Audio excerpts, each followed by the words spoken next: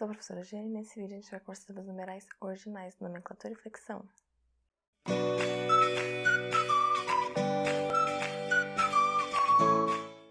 Vamos falar hoje sobre os numerais ordinais. O que a gente já sabe mesmo? Vamos lembrar? Numerais ordinais serve para? Não serve para indicar quantidade, finalmente, tem uma outra função, serve para indicar ordem ou hierarquia. Ordem ou hierarquia, Jenny, mas não é a mesma coisa? Não necessariamente. Pode ser que a ordem às vezes venha junto com a hierarquia, mas nem sempre. Por exemplo, se eu digo, na primeira parte da aula a gente vai conversar sobre a nomenclatura dos numerais ordinais e na segunda sobre a flexão, eu não estou dando uma hierarquia, isso é, não tem uma escala de valor. A primeira parte não é mais importante do que a segunda parte. Eu tenho apenas uma ordenação, apenas uma informação. E, aliás, não é apenas uma informação. É algo que parece quase nada, mas é muito útil. É muito útil, por exemplo, quando você está na escola e o professor chega naquela aula dupla que dura 2 horas. E imagina se ele chega e não fala o que ele vai fazer, como a gente fica... Não nervoso, né? Mas é ruim. A gente não sabe se a gente vai ficar 2 horas ouvindo uma mesma pessoa falar, se a gente vai ter que fazer exercício, se a gente vai ter que fazer exercício para nota. Então, se ele chega e fala assim, olha, pessoal, hoje a gente vai assistir um filme e depois do filme a gente tem uma resenha, você já sabe que não pode dormir, nem ficar conversando, porque vai ter uma resenha, vai ter nota, alunos quase só se preocupam com isso, então, eu vou ter que prestar atenção no filme para participar, escrever depois da resenha, para ter a minha nota. Se você está numa empresa já trabalhando e vai ter aquele dia diferente, aquele dia motivacional, legalzão, né, a galerinha da palestra, e daí o que acontece? A pessoa também, você vai falar assim, agora, 2 horas a pessoa vai ficar aqui fazendo o quê? Será que vai ter intervalo para ir no banheiro? Será que vai ter dinâmica? Agora, se a pessoa chega e fala, oi, então é o seguinte, eu vou aqui conversar com vocês de modo bastante informal, depois passar um PowerPoint com informações práticas e por fim uma dinâmica para quebrar o gelo, você já sabe que vai sair mais cedo, porque você detesta a dinâmica. Então veja que a gente tem ali não uma necessidade, mas é uma facilitação, né? Um preparo, vamos dizer assim, até psicológico de quando a gente sabe o que vai acontecer. Então não tem uma hierarquia, é apenas uma ordem, mas é uma ordem que facilita muito a vida, que ajuda muito, né? Como eu disse, você saber, por exemplo, uma prova. Se você chega na prova e você não sabe se ela é dividida, a primeira parte teste, a segunda parte questões de dissertativa, a terceira parte uma redação, a gente fica ali até com alguma dificuldade para administrar o nosso tempo. Então, você saber o que vai acontecer é muito importante, é muito necessário, ajuda bastante, né, a nossa, como diz, realmente a administração do tempo. E quando você tem uma criança, aí também nós temos um outro quadro. Quando eu digo, por exemplo, para o meu filho, você vai comer primeiro a comida e depois o sorvete? De novo, eu não tenho uma hierarquia. Necessariamente, a comida é mais importante que o sorvete? Sim, mas o que eu tenho para além da ordem, para além da talvez possível hierarquia? Uma condição. Então veja que quando eu falo isso, eu não estou querendo dizer simplesmente que ele vai primeiro comer a comida e que ele vai depois comer o sorvete. O que eu estou dizendo na verdade? Você não vai tomar o sorvete se você não comer a comida. E meu filho entende, eu não preciso explicitar essa condição, ele entende isso, e aí é legal a gente observar que quem vai poder falar assim com a criança, a mãe vai falar assim com a criança, o pai vai falar assim com a criança, mas a criança não pode falar assim com os pais, a mãe não vai falar assim com o pai.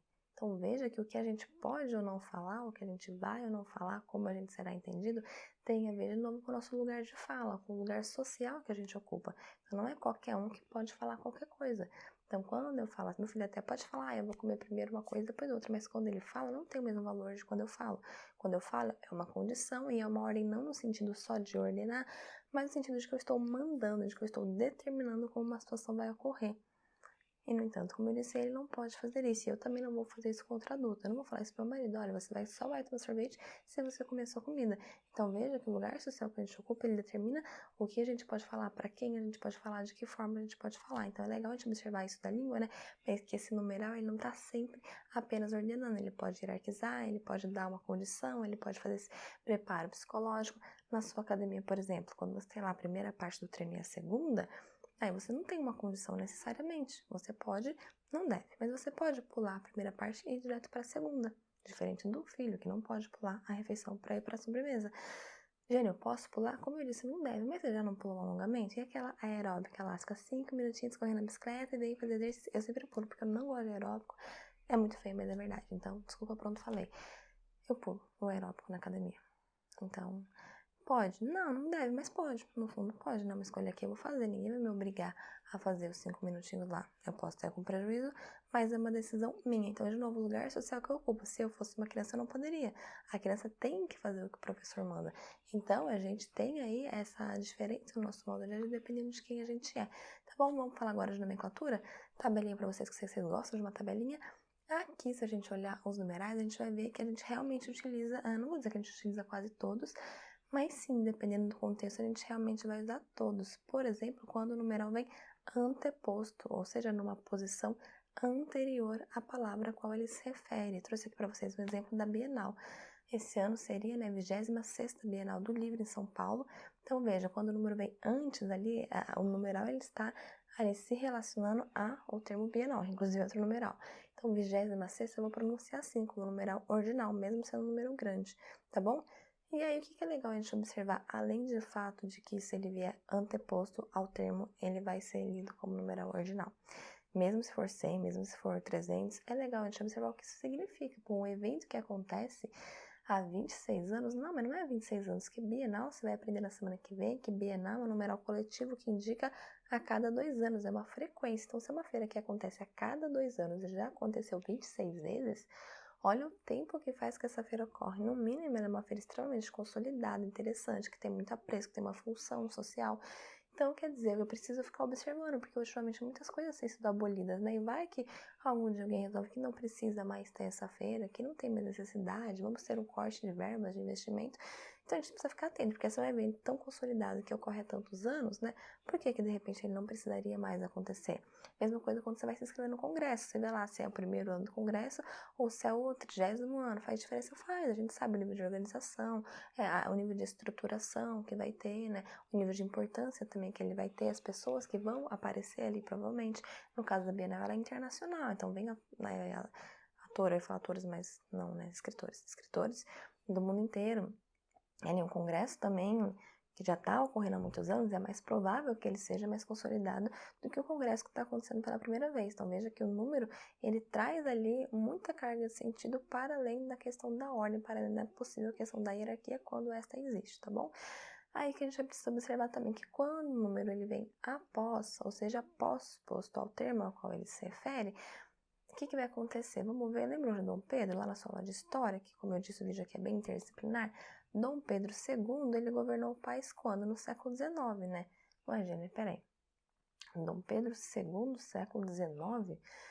Veja que a primeira vez eu pronunciei numerais ordinais, ordinal, né? Porque era um só, e na segunda em numeral cardinal. Por que essa diferença? Regras. Qual é a regra? A regra é que até 10 a gente pronuncia em numeral ordinal, a partir de 10 em numeral cardinal. É uma regra, simplesmente acontece assim. A gente tem também, por exemplo, o Papa Bento XVI. Aí o que a gente pode ver? Papa Bento XVI. Bom, tem coerência, né, gente? Você acabou de falar que a partir de 11 pronuncia como cardinal, então tá certinho. Tá certinho, mas o que significa o Papa Bento XVI chamar Papa Bento XVI? O Papa, ele tem um nome praticamente nome artístico, né? Ele vai escolher o nome dele quando ele se torna Papa. Não é algo de nascença, ele tem o nome lá dele de nascença e tem esse que ele vai escolher. E se ele chamar Papa Bento XVI, isso significa que antes dele já tiveram outros 16, aliás, outros 15 Papas Bentos. Outros 15? Por que ele escolheu chamar um nome que tanta gente já chamou? Será que ele não tem originalidade? Será que ele não conseguiu pensar em nada um pouco mais inovador, um pouco mais diferente? Não é proposital, né? Claro que ele poderia pensar em algo mais inovador, mas ele não quis. Ele quis um nome justamente que outras pessoas já tiveram para mostrar a quem ele se filia, com quem ele é alinhado, quais são as mesmas ideias que ele tem, mais ou menos. Então, assim, é uma forma de homenagem, mas é também uma forma de mostrar com quem ele concorda, né? Claro que já existe uma certa estabilidade em papas, mas a gente sabe que existem também diferenças. Então, você mostra ali com quem você tem mais afinidade. Por exemplo, quando você escolhe esse número, vamos dizer assim. Então, sempre por trás dos números, né? Não tem só uma noção ou de quantidade nos outros numerais, ou nas outras classificações, né? Ou só uma noção de ordem aqui. A ordem está sempre embutida, a hierarquia às vezes, mas sempre tem outro sentido. Sentido de condição, sentido de filiação, algum outro sentido que está aí por trás, tá bom? E agora eu trouxe para vocês um outro exemplo, uma notícia real. Tirei aí de um site, vou colocar o link para vocês aqui na descrição. Essa notícia é um pouco triste, na verdade, porque ela vai falar do corte de bolsas. Gente, bolsas? Como assim bolsas? Salários. Os pesquisadores dentro de universidades, eles recebem bolsa que, na verdade, são salários. E por isso, não sei se não é por isso, né? Mas enfim, muitas pessoas acham, né, que o pesquisador não faz nada da vida, né? Acha que não trabalha.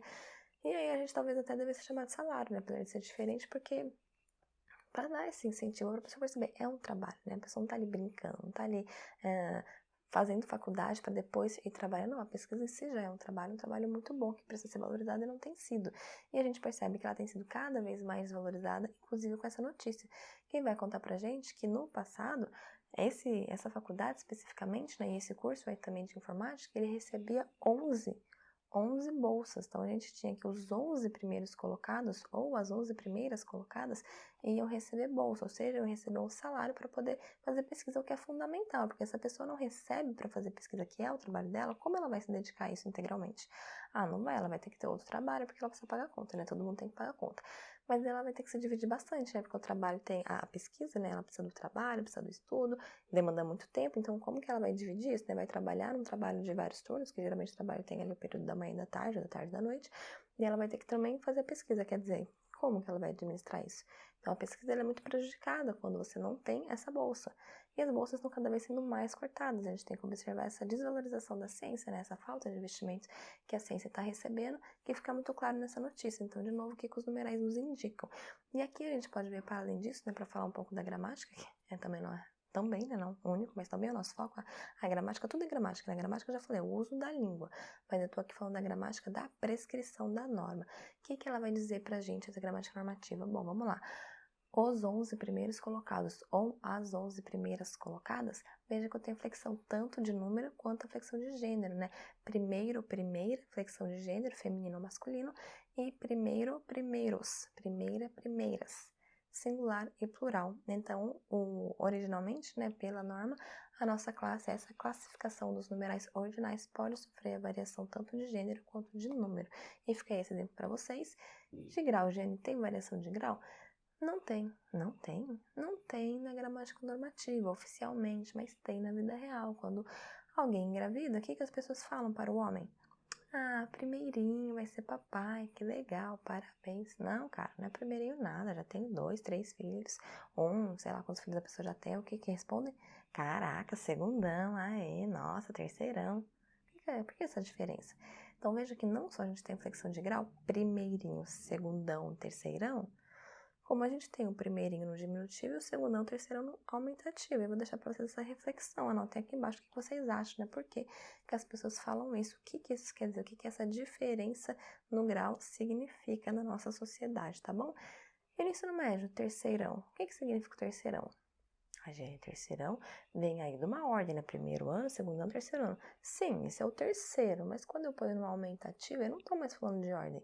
Veja que o aumentativo vem como recurso de hierarquia. Mas, Giane, o número ordinal já não dá hierarquia?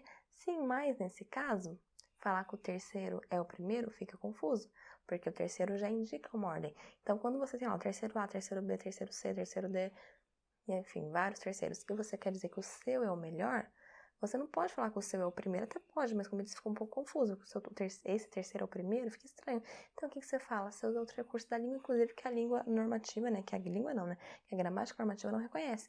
Você usa o recurso do aumentativo. Ah, o meu é o terceirão, e até na camiseta de formatura, né, o terceirão. Quer dizer, e todo mundo acha que é o terceirão, né, a camiseta é sempre igual, porque cada terceiro acha que é o terceirão. E esse terceirão dá uma noção de hierarquia, então esse aumentativo, ele vem para dar noção de hierarquia, vem para dar uma noção de que é o melhor. E aí, para finalizar essa parte, eu trouxe também essa notícia aqui de futebol, né? Para quem gosta de futebol, faz bastante parte do cotidiano aqui. Não meu, sinceramente, mas de muita gente eu sei que faz. E a gente tem aí uma pessoa, né? Uma notícia, como eu disse, falando sobre um time específico. Não sei para quem vocês torcem, eu sinceramente não torço para nenhum. Falando que o time, ele ficou em segundão, né? Em algum campeonato que teve mais, ele bateu uma bolinha. Ele ficou em segundão, mas bateu uma bolinha. O que significa isso? Segundão é uma boa posição, né? Não é a posição de primeiro, mas é aí uma boa colocação. Agora, bater uma bolinha dá uma ideia de, não jogou tão bem. Então, passa a ideia que assim, até conseguiu uma boa colocação, mas foi por sorte, porque jogou mal pra caramba, porque não joga nada. Então, veja de novo o sentido que eu tenho ali quando eu escolho usar o aumentativo ou o diminutivo. E para voltar um pouquinho na outra notícia, quando eu falei dos 11 colocados, o que significa, né, para além dessa pluralização, para além dessa flexão de gênero também, eu falar que eu tenho 11 colocados. Observe que quando a gente fala primeiro, até na tabela eu coloquei primeiro, segundo, terceiro, na tabela da nomenclatura, né? O primeiro indica 1, né? Corresponde ao número 1. O segundo corresponde ao número 2 e assim por diante. Agora, quando eu digo os 11 primeiros colocados, veja que ali a palavra primeiro, quando ela é pluralizada, ela deixa de se referir a 1. Então, eu tenho um conjunto de 11 pessoas, eu não tenho uma pessoa que é a primeira. Então, eu tenho uma palavra que corresponde ao número 1, mas que não dá a ideia de 1, dá uma ideia de conjunto, dá uma ideia de quantidade, tá bom? Isso também é possível na língua. E agora, para finalizar o vídeo, para finalizar esse assunto dos números ordinais, eu vou lembrar para vocês o número latino. Não o número latino, um primo latino, vamos dizer assim, um parente latino. A nossa língua, para quem não lembra, veio do latim. E a gente tem aí que primeiro veio de prima, veio de primo, prima, né, o termo latim. E a gente tem ainda essa palavra sendo usada, principalmente em substantivos compostos, por exemplo, em matéria-prima, em obra-prima. E eu vou pegar o livro aqui para vocês. A gente pode dizer que esse livro aqui é a obra-prima do Aloysio Azevedo. E a obra-prima aqui foi escrita com a matéria-prima da vida real. Matéria-prima da vida real, sim. A Aloysio Azevedo, ele faz parte do movimento chamado naturalismo no Brasil, e ele foi o que melhor fez. Esse livro é considerado o top do top, a obra máxima do naturalismo brasileiro e também a obra máxima desse escritor. Por quê, Jane? O naturalismo, para quem não lembra, ele deriva do realismo. O que é realismo? É uma corrente literária, né, um estilo literário que nasce ali em oposição ao romantismo, que é a corrente oposta, ali no século XIX. O romantismo, ele vem junto com a independência do Brasil. Então, ele traz muita ideia de criação de uma identidade brasileira. Então, tem muita idealização, o passado brasileiro, um passado mítico, quem são os brasileiros. E, assim, muita idealização não só na história romântica, mas também de quem é o nosso povo. E quando alguns autores olham para isso, aí eles falam assim, mas não é a realidade, mas de jeito nenhum. A realidade não é assim bonitinha não, pessoal. Isso aí tá meio esquisito. E eles falam assim, bom, não é legal não. A gente precisa mostrar a realidade toda podre. A gente aí contando esse monte de lorota. E eles começam a escrever a realidade. Por isso o nome é realismo. E os livros são muito criticados no começo, porque daí eles trazem crítica social. Por quê? Porque eles mostram a realidade. Então eles mostram ali contendas, casamento por interesse, problemas políticos. Eles vão mostrar coisas que realmente acontecem. Coisas indecentes, por exemplo, traição. E daí as pessoas falam assim, nossa, que livro imoral, que livro amoral, coisa horrorosa. Eles falam, não, isso aqui é a realidade, amigo. Então, se você tá incomodado com o livro, se incomode com a realidade. Um livro que dá muito esse problema é o Primo Basílio, que lá vem de Portugal, né? E é um dos primeiros livros realistas. E aí, depois, a gente tem ali, nessa época, o contexto histórico, tinha muita questão do cientificismo. Então, a ciência estava muito em voga, a ideia de você ter uma hipótese, ter que provar essa hipótese, pensar racionalmente, né? E vem então o naturalismo, que é o naturalismo, ele vai defender ali a coisa da natureza, não natureza no sentido mato, igual tinha no romantismo, né? Ou no arcadismo, os pastores, os campos, essa harmonia.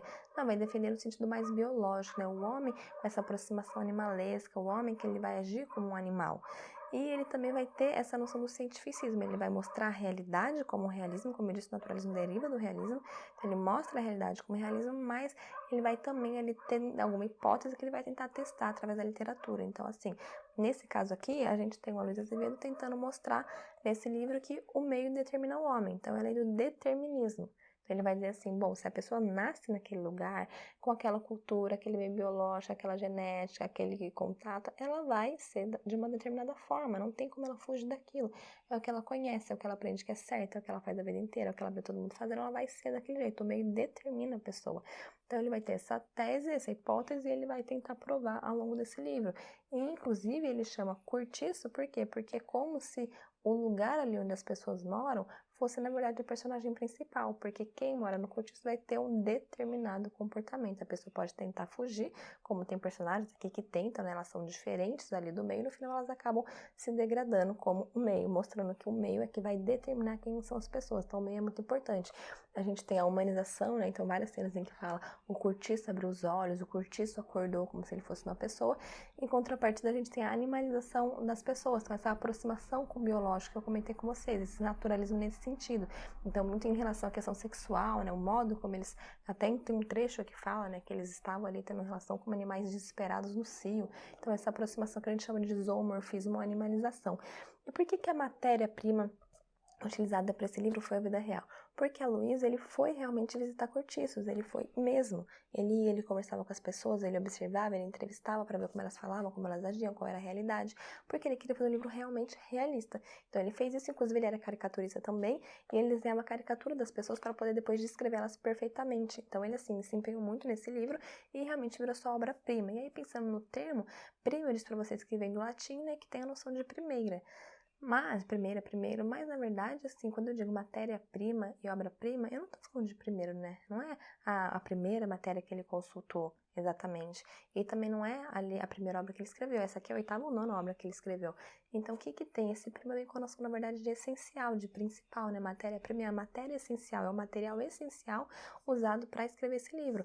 E obra-prima é o livro mais importante, é o livro mais famoso, é o livro mais tudo dele, não é o primeiro que ele escreveu. Então, de novo, a apropriação que a gente faz, né? Esse termo é que ele não vem aí com uma noção de ordem, não vem com uma noção, nesse caso, até de hierarquia, mas não no sentido de ordem da lista, né? Não é uma hierarquia de lista, porque não tem o segundo, né? É a obra-prima, a obra segunda, a gente tem só a obra-prima, né? Normalmente.